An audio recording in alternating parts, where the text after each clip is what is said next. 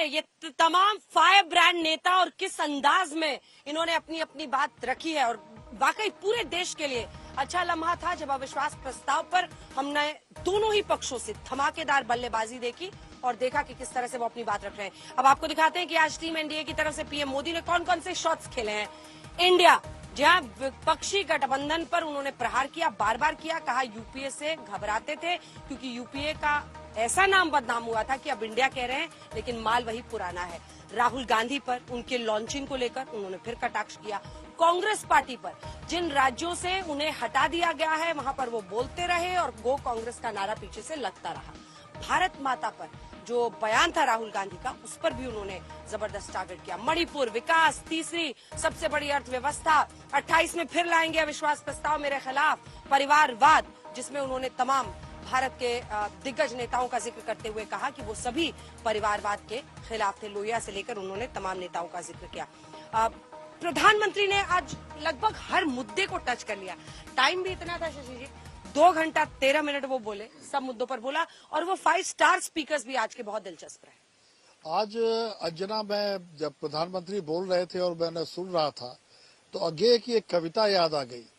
पहले मैं सन्नाटा बोलता हूँ, फिर स्वरतार चुनता हूँ। तो ये था कि नहीं बोल रहे हैं, नहीं बोल रहे हैं, चुप है, चुप है, चुप है। लेकिन जब वो बोले तो बहुत कुछ बोले और दूर तक जाने वाली बातें बोले, इसमें कोई दो राय नहीं है। अब रही बात अन्य स्टार स्पीकर्स की, बहुआ मित्रा बहुत अच्छा बोली, वो हमेशा बहुत अच्छा बोलती हैं। ज्योतिरादित्य सिंधिया हमेशा लॉजिकल रहे हैं, उनके बोलने में एक ओज है। बहुत हूटिंग उनकी की गई, लेकिन बावजूद वो टिके रहे और उनमें एक ओज है और वो उसका इस्तेमाल करते हैं।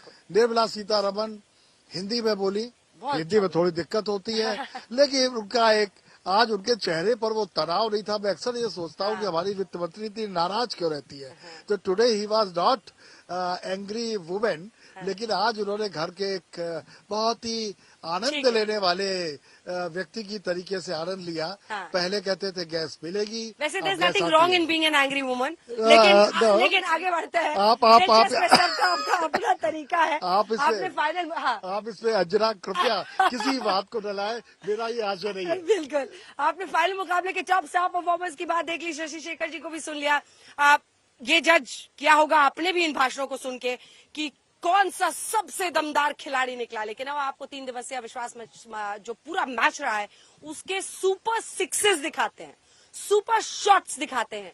हाइलाइट्स आप देखते हैं ना मैच के, उसी अंदाज में दिखाएंगे वो हाइलाइट्स दिखाएंगे, सुपर शॉट्स दिखाएंगे जिन्होंने इस मैच में अपनी जबरदस्त छाप छोड़ दी है। इन खिलाड़ियों को एक एक शॉट सियासत के मैदान में बार बार उनके ये शॉट्स याद किए जाएंगे। आइए आपको दिखाते हैं अविश्वास प्रस्ताव मैच के सुपर शॉट्स।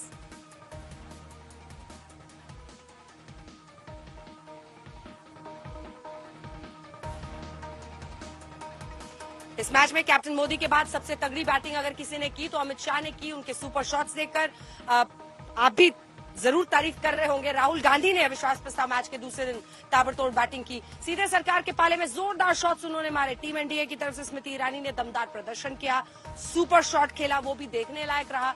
इंडिया की तरफ से गौरव गोगोई ने शुरुआत की थी 3 दिवसीय मैच की और बहुत अच्छा खेला। मणिपुर पर खासतौर पर फैक्चुअली अगर आप देखें तो उन्होंने बहुत अच्छी पारी खेली और यादगार शॉट्स बनाए। टीम एनडीए की तरफ से 3 दिवसीय विश्वास प्रस्ताव मैच के पहले दिन ओपनिंग निशिकांत दुबे ने की। उन्होंने बेटा दामाद पर जो करारा शॉट जड़ा वो सुपर शॉट बन गया।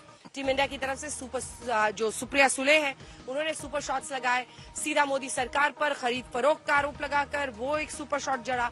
टीम इंडिया की तरफ से फारूक अब्दुल्ला जब बैटिंग करने उतरे, फुल फॉर्म में देखे, अपना सुपर शॉट पाकिस्तान वाला उन्होंने जड़ दिया।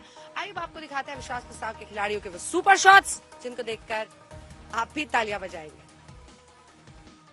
मैं डे 1 से कह रहा हूं मान्यवर, मैं जवाब देने के लिए तैयार हूं। मेरी ड्यूटी है, मैं देश के प्रति जवाबदेह हूं, संसद के प्रति जवाबदेह हूं, विपक्ष के प्रति भी जवाबदेह हूं। मैं आपको जवाब देने के लिए, मुझे बोलने नहीं देते हैं।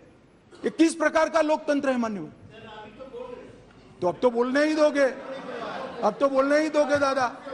मैं पहले की बात कर रहा हूं, पहले की बात कर रहा हूं। और हमारे गोगाई जी कहते हैं मौन तोड़ने के लिए लाया गया। अरे भाई, मौन रखने वाले तो हार गए और वहां बैठ गए। हम तो बोलने वाले हैं, जवाब देने वाले हैं, हम मौन नहीं रखते। मौन आप रखते हैं।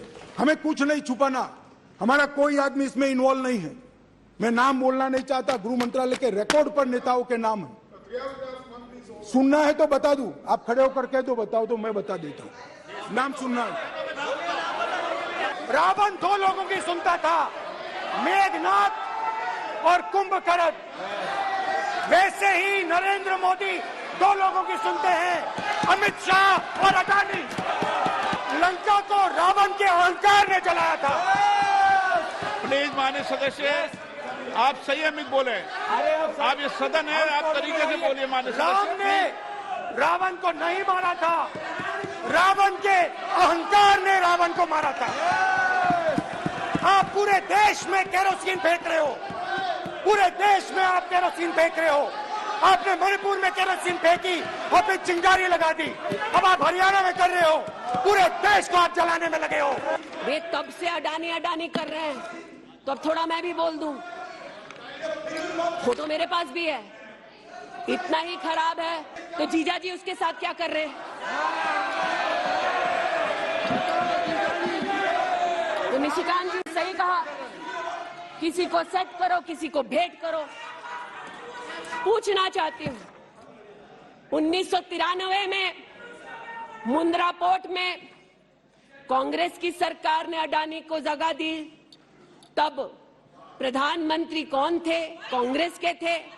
वित्त मंत्री कौन थे? मनमोहन सिंह थे। अडानी बोल रही हूं। यूपीए के कार्यकाल में अडानी को इन्होंने 72,000 करोड़ का लोन दे दिया। क्यों दिया?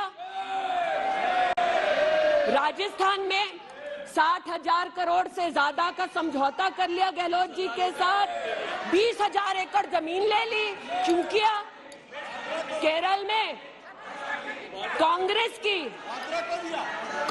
की यूडीएफ सरकार के साथ पोर्ट का काम क्यों दिया?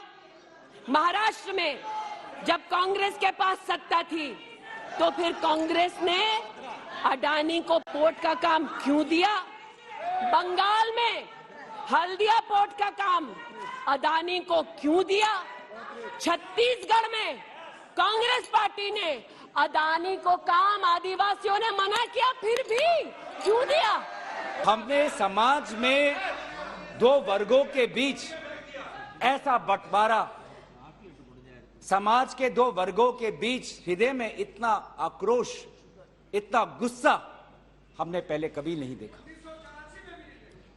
हमने पहले कभी भी नहीं देखा कि आज समाज का एक वर्ग दूसरे के प्रति बदले की भाषा का प्रयोग कर रहा है। हमने कभी भी नहीं देखा कि एक प्रदेश में एक ऐसी लकीर खींच दी गई है कि पहाड़ पे एक वर्ग के लोग रहते हैं और वैली में एक वर्ग के लोग रहते हैं। अफसोस की बात है सर कि जो सरकार एक इंडिया की बात करती है, आज उन्होंने 2 मणिपुर आपने बना दिए हैं। आपके राजनीति से 2 मणिपुर आज बन गए।